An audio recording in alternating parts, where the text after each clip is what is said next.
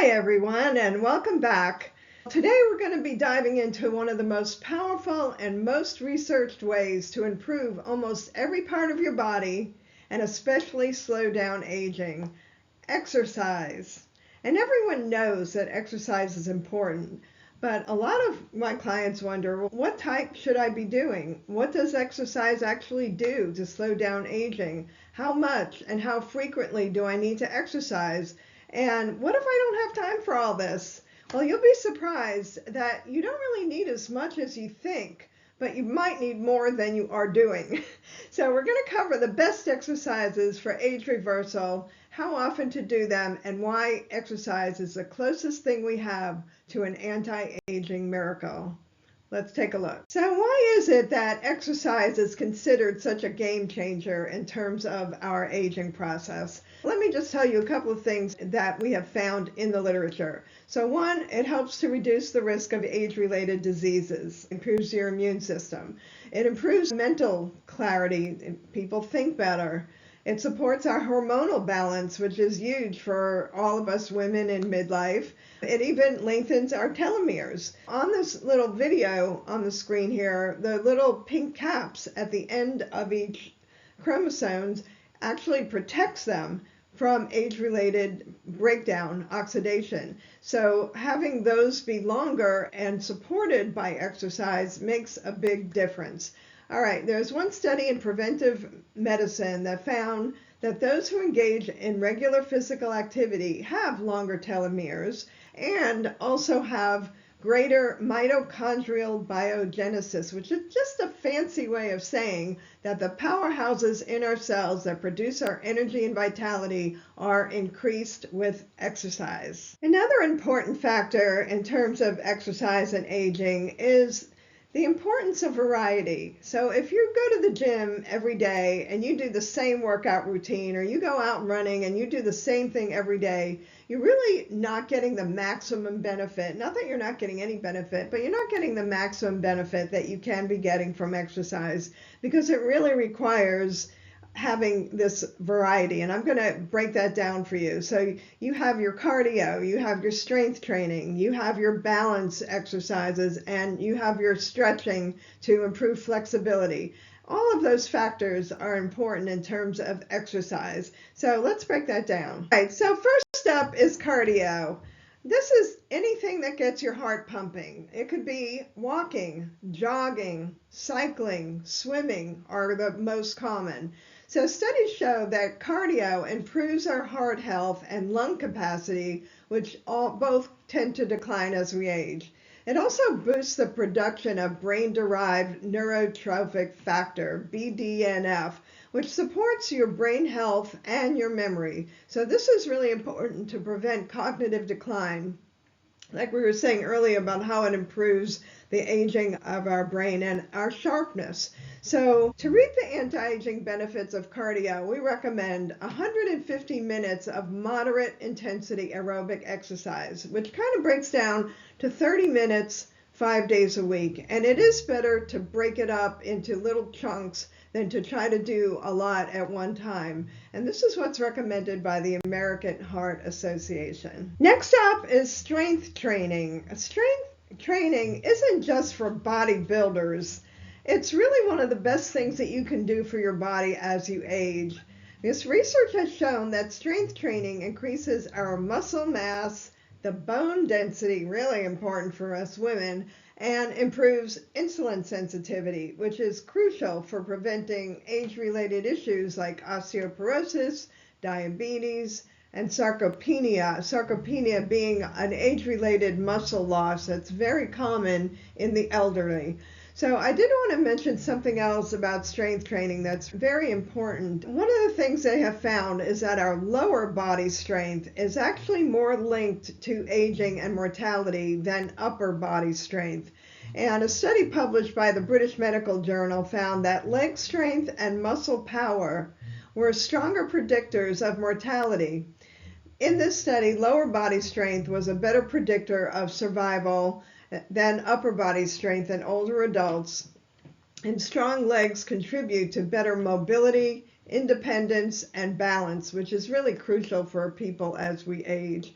And then another study in the Journal of the American Geriatric Society found that thigh circumference and muscle mass were associated with a reduced risk of developing cardiovascular disease.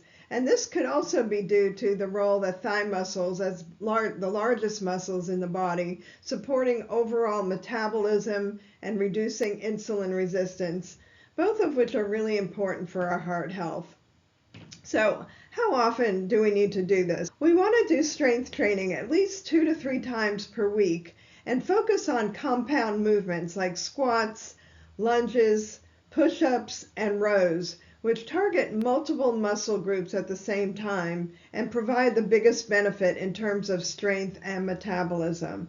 I also want to add that one of the biggest things I see in practice was shoulder injuries from people who are weekend warriors who start engaging their shoulders in exercise without proper strength training. And if you're not really used to using your shoulders with anything that concerns strength, you need to start out really slow.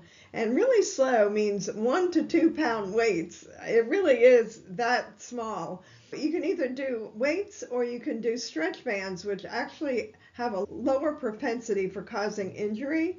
But if you're going to do weights, start very low.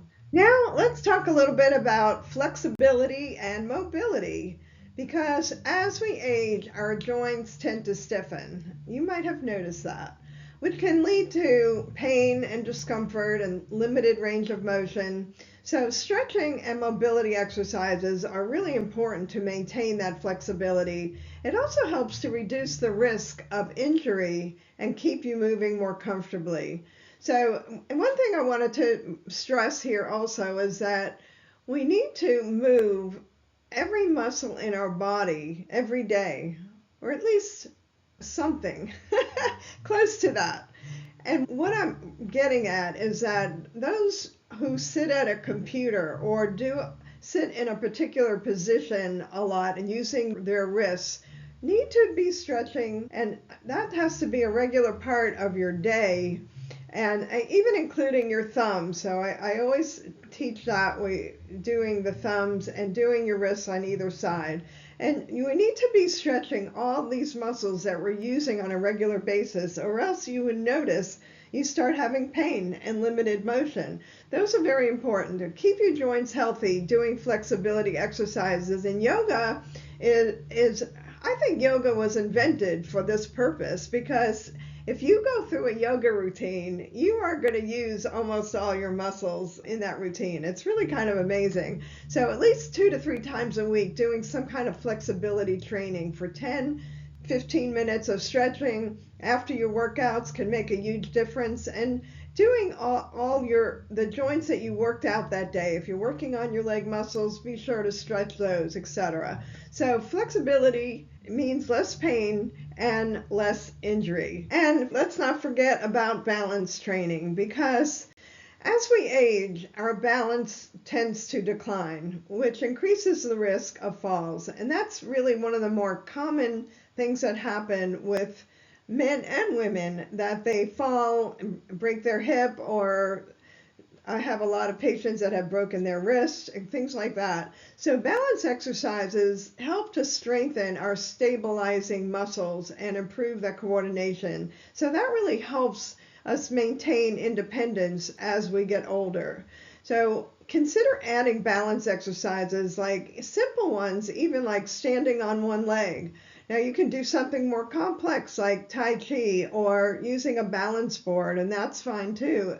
Try to do that at least twice a week. When you're standing on one leg, if you're not used to balancing, it sometimes helps to have a chair to hold on to, just so you don't fall while you're learning. So you lift one leg and you try to hold it for at least 30 seconds, and you do that on either side. That way you really improve your mobility, and it only takes a minute, right? So many strength and yoga exercises can help with building that balance. So a video on aging and exercise wouldn't be complete without talking a little bit about Qigong and Tai Chi, which are not as common in our country, but They're used worldwide and they are becoming more popular because it's a mind-body practice that has a lot of anti-aging health benefits for us.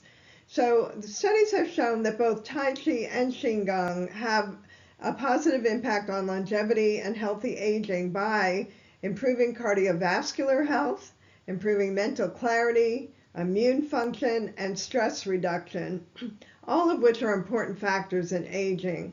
They also are anti-inflammatory, which is really a major key driver of aging. And that's a very important benefit because that affects so many areas of our life. It affects pain relief, it affects our skin health because inflammation breaks down collagen and joints, so it affects the joints.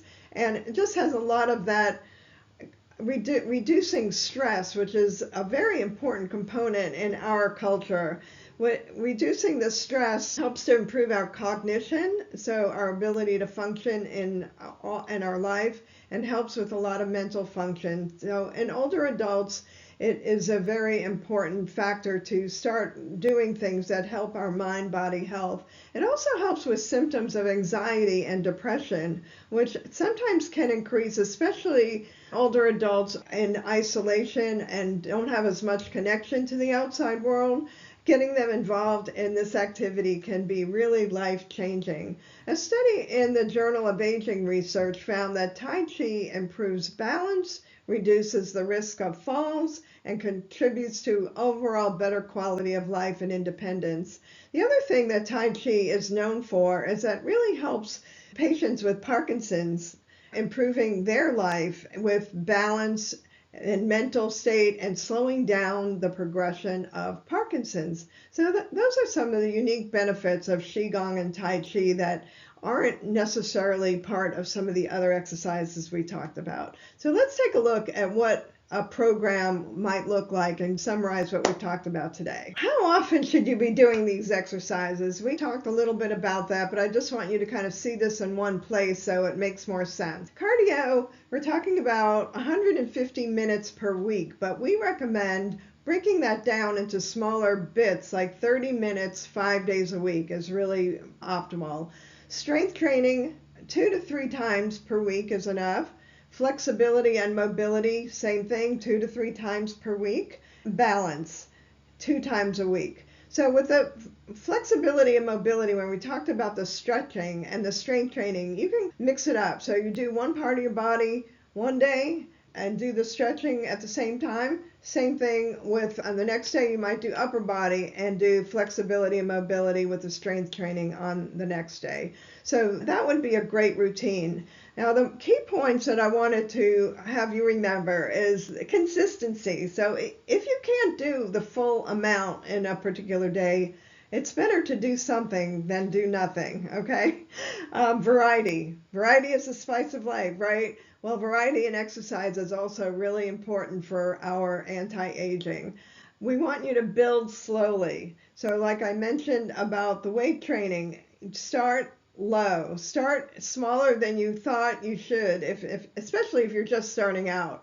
Because I can't tell you how many men and women injure themselves by trying to do too much. Shorter sessions is better than longer sessions. So they say 150 minutes a week. It's not better to do an hour at one time. It's better to do 30 minutes on 2 different days, okay? In terms of that building up the cardio and strength, all of those actually function better when we do them in smaller chunks. So I thank you so much for watching today. It's never too late to start an anti-aging exercise routine, no matter how old you are, how young you are. Little steps make a big difference. In summary, we talked about the variety, and as you can see, the anti-aging benefits are really quite significant. So don't forget to hit the subscribe button if you haven't already done that, and like this video so that we can continue to bring you anti-aging secrets, additional videos, and share them with anyone who wants to stay young and healthy. See you in the next video.